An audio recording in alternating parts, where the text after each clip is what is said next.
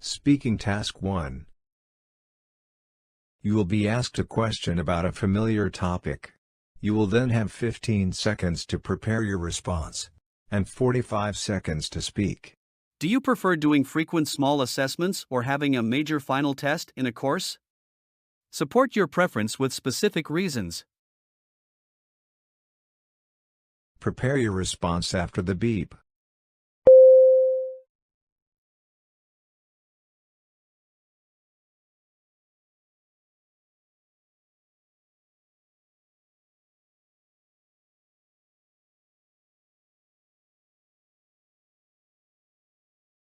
Start speaking after the beep.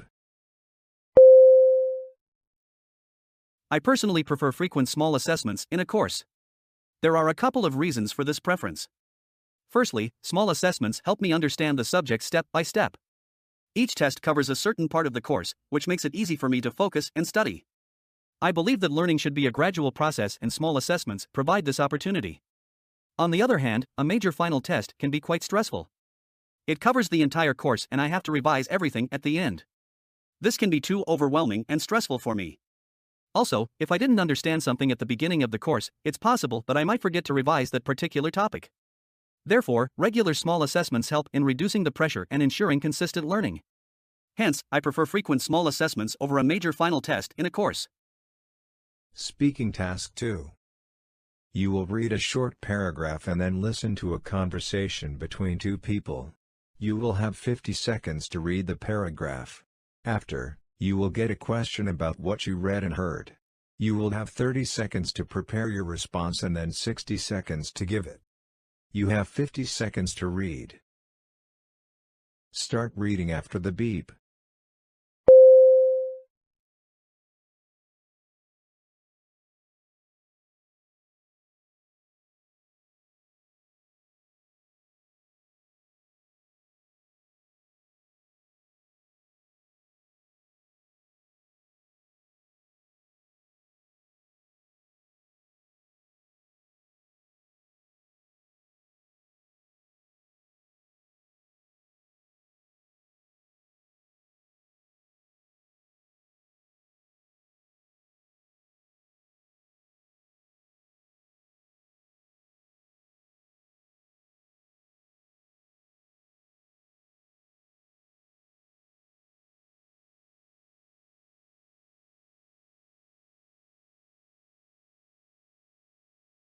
Now listen to the conversation between two people. They're making a mistake. What do you mean? Look, they're trying to do away with distractions, so we can study better. But with this change, we won't have anywhere in the library to get together to work on group projects. True. Group project work is common these days. So instead of buying these new units, they should use the money to build meeting rooms, and that would reduce any noise in the main library areas. Yeah, that's what we could really use. There's just not as much need to work in isolation. Exactly. And the other thing is, what's this about overcrowding? Well, sure, we have more students enrolled at the university this year, but do we really have a problem with overcrowding? I don't think so. I always get a whole table to myself. Right. I see empty tables there all the time. It'll just be a waste of money to replace what we have, since what we have now is sufficient for the amount of students that use the library. The man expresses his opinion about the upcoming change. State his opinion and explain the reasons he gives for holding that opinion. Prepare your response after the beep.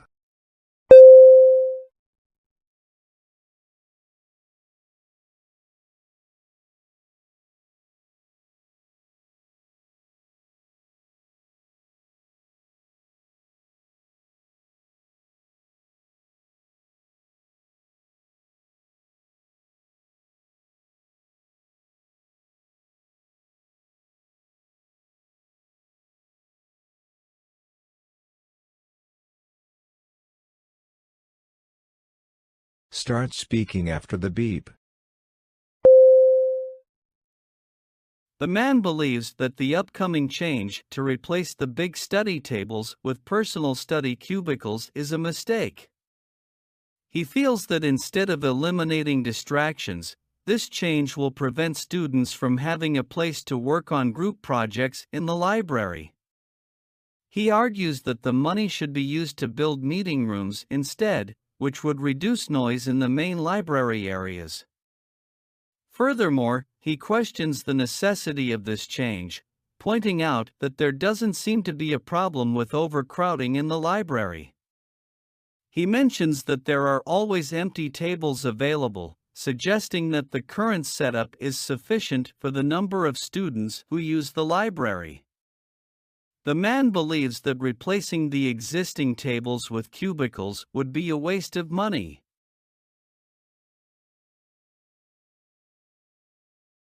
Speaking Task 3. You will read a short paragraph about an academic topic, then listen to a lecture about it. You will have 50 seconds to read the paragraph. After, you will get a question about what you read and heard. You will have 30 seconds to prepare your response and then 60 seconds to give it. You have 50 seconds to read. Start reading after the beep.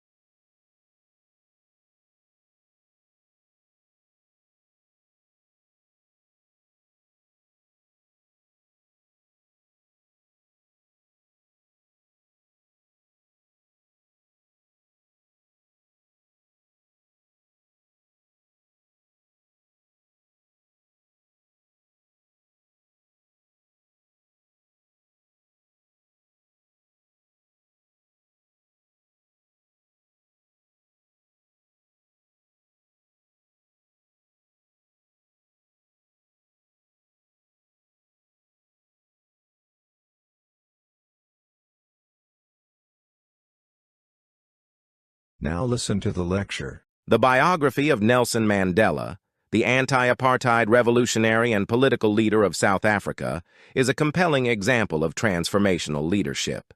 Despite the harsh and unjust treatment he received during his imprisonment, Mandela's main concern was bettering the life of his people. He inspired them to work towards a more equitable society by helping them see the importance of their struggle against apartheid. He did not just ask people to follow him. Instead, he showed them why they needed to fight for their rights and motivated them to join in the struggle. Moreover, even post his presidency, Mandela continued to inspire his fellow citizens and the world through his tireless dedication to numerous philanthropic efforts. Thus, with his charismatic leadership and high morale standards, Mandela remained a symbol of resistance to tyranny and a beacon of hope.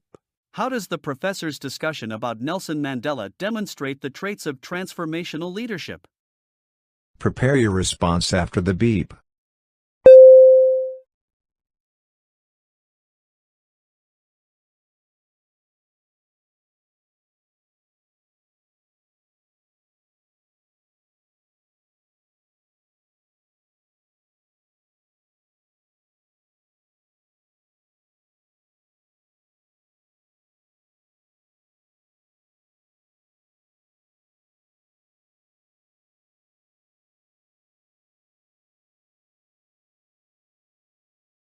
Start speaking after the beep. The professor's discussion about Nelson Mandela demonstrates the traits of transformational leadership in a few ways. First of all, Mandela motivated and inspired his people by helping them understand the importance of their struggle against apartheid. He didn't just tell them to follow him, but instead showed them why they needed to fight for their rights. This is a key characteristic of transformational leaders, who focus on the performance of group members and want them to fulfill their potential. Additionally, Mandela displayed high ethical and moral standards throughout his life. Even after his presidency, he continued to inspire others through his dedication to philanthropic efforts. Overall, Mandela's story serves as a powerful example of how transformational leaders can motivate and inspire people towards positive change.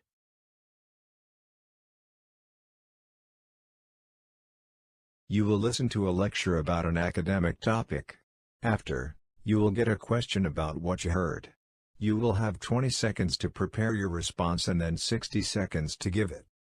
Now listen to the lecture. The Dada movement was an artistic and literary movement that occurred during and after World War I. The war's absurdity and brutality led these artists to question the social, political, and cultural values that could produce such an event. The Dada movement is often considered the first anti-art movement.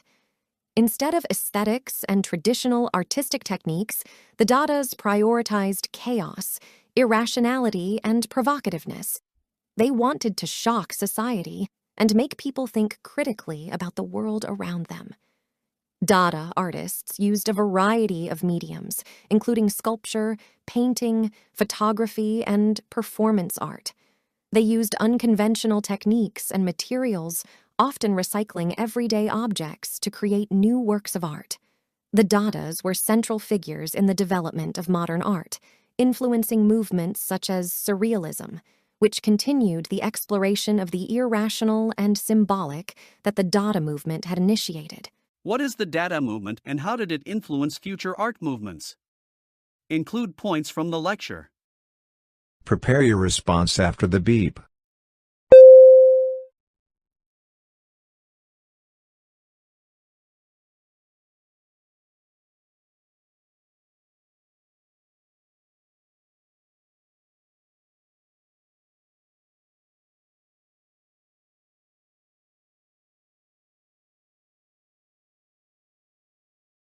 Start speaking after the beep. The Dada movement was a movement in art and literature that happened after World War I. The artists in this movement were frustrated with the war and they didn't agree with the beliefs and values that caused it. Instead of following traditional artistic methods, they wanted to create chaos and provoke people's thoughts. They used different mediums like sculpture, painting, photography, and performance art to express their ideas.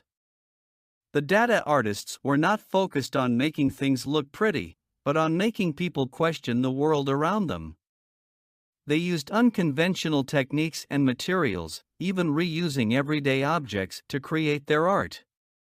The Dada movement had a big impact on future art movements, like Surrealism, which also explored the irrational and symbolic in their art.